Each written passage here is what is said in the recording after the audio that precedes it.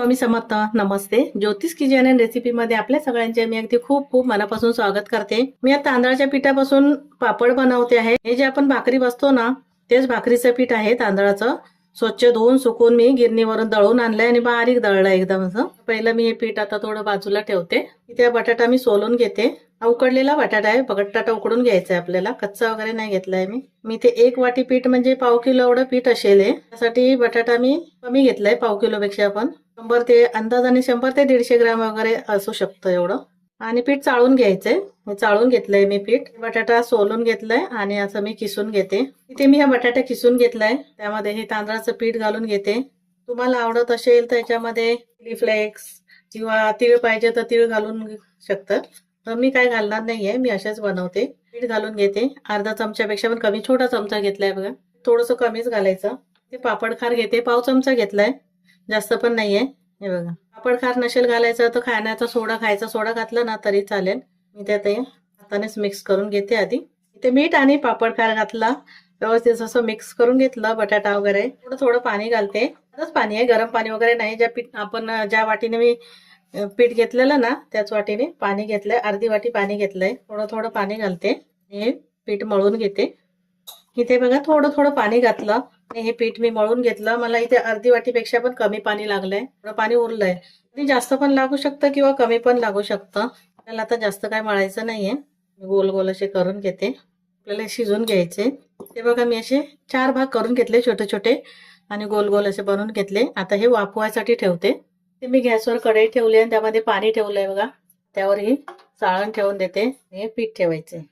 Gas मी मध्यम करते. कमीत कमी 20 ते 25 मिनिट आपल्याला इथे सर्व पीठ ठेवलंय. झाकण ठेवते. कमीत कमी 20 ते 25 मिनिट आपल्याला हे पीठ शिजून घ्यायचंय. वाफवून घेते मी आता. इथे 20 ते 25 मिनिटं झाली मी पीठ वाफवायला ठेवलेलं. आता गॅस आधी मी पहिला बंद करते. हे बघा पीठ छान असं शिजलं गेलंय. अजून 5 मिनिटं फक्त मी असं झाकून ठेवून देते. इथे गॅस बंद करून 5 मिनिटं मी असं झाकून ठेवलेलं. आता मी झाकण काढून घेतलं आणि एका प्लास्टिक मध्ये पीठ काढून घेते. मी ते असं प्लास्टिक मध्ये भरून घेते. जर तुम्हाला प्लास्टिकचा वापर नसेल करायचा तर एखादा कपडा घेतला ना तरी चालेल. मी ते प्लास्टिकचा वापर केलाय आणि थोडंसं पीठ आहे. मी लाटणं घेते आणि छान असं हे पीठ मळून घेते. थोडंसं असं वर खाली करून मळून घ्यायचंय. चांगलं 4 ते 5 मिनिटं पीठ चांगलं असं मळून घ्यायचं. इथे मी आता हे पीठ मळून घेते. मी इथे पीठ मळून घेतलंय आणि पीठ अजूनही गरम आहे. एका भांड्यामध्ये मी काढून घेते. परत एकदा मळून घेते. थोडंसं तेलाचा हात लावायचा लागलंच तर, पण त्यात थोडे करणार आहे म्हणून मी तेलाचा हात लावून घेते.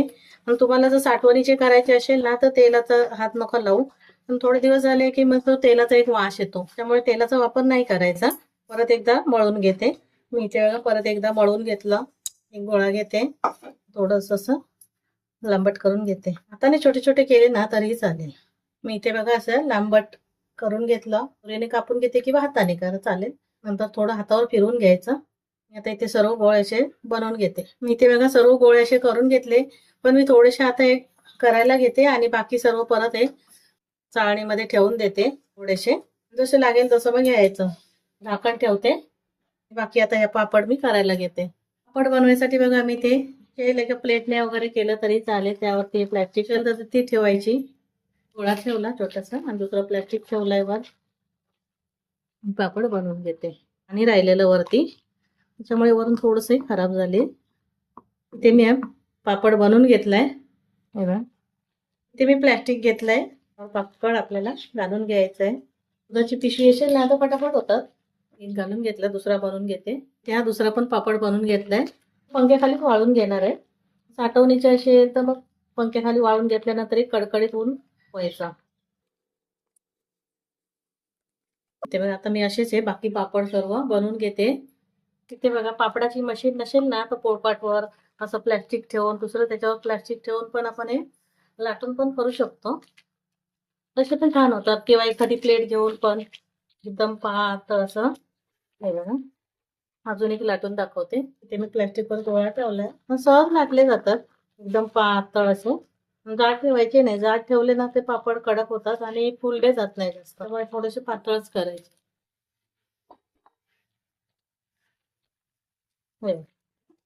आता मी घालून घेते. मी इथे बघा सर्व पापड असे लाटून घेतले आणि आता पंख्याखालीच वाळून घेणार आहे. नंतर मग उन्हामध्ये घालून घेणार. इथे आता मी पापड वाळून घेते. इथे तांदळाच्या पिठाचे पापड बनवलेले आणि एका दिवसात हे पापड सुकले गेलेत, वाळले गेलेत बघा. मस्त असे, ना फाटले आहेत ना तुटलं, काही चिरा वगैरे गेल्या नाहीये. एकदम सहज बनवू शकते, एवढी साधी सोपी आहे हे पापड बनवायला बघा. हे जे भाकरीचं पीठ असतं त्या तांदळाच्या पिठापासूनच मी हे पापड बनवले, बटाटा घालून आणि पंख्याखाली वाळून घेतले. जर जास्त असेल ना तर आपण कडकडीत उन्हात थोडंसं वाळून घ्यायचे 1 ते 2 दिवस असे. तर आता मी तुम्हाला हे पापड तळून पण दाखवते. इथे पापड तळायसाठी बघा मी इथे तेल ठेवलंय आणि तेल गरम झालंय, त्यामध्ये पापड घालते आणि किती मस्त आपला पापड फुलला गेलाय बघा. पातळ लाटायचे, त्याच्यामुळे छान असे फुलले जातात आणि एकदम कुरकुरीत लागतात. तर जाड लाटले ना तर ते चांगले फुलले जात नाही आणि ते पापड मग कडक होतात. किती छान आपलं पापड फुलतोय. असेच मी ते आता पापड हे तळून घेते. ते बघा पापड मी तळून घेतलाय. हा केवढा पापड होता आणि फुलल्यानंतर तळल्यानंतर केवढा होतोय बघ, छान असा मस्त आणि एकदम कुरकुरीत असे पापड होतात बघा. झटपट बनणारे आहेत, तर वेळ पण नाही लागत. तुम्हाला माझी रेसिपी आवडली असेल ना तर लाईक करा, शेअर करा, सबस्क्राईब करा. पुन्हा भेटू आपण अशाच एका नवीन व्हिडिओ सोबत. थँक्यू, धन्यवाद.